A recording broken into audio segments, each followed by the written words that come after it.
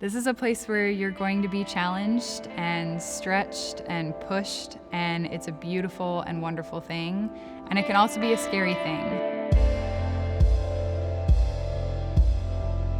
My first year for me was a lot of asking really big questions and coming together with people and wrestling with really hard topics that don't have an easy answer.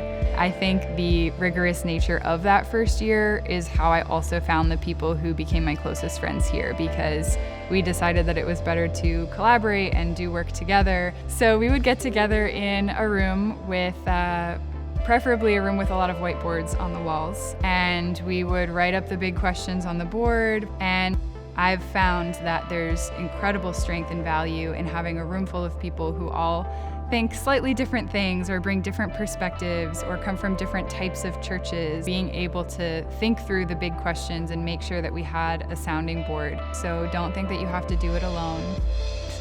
Come ready to collaborate, because I think that's the best way to learn here.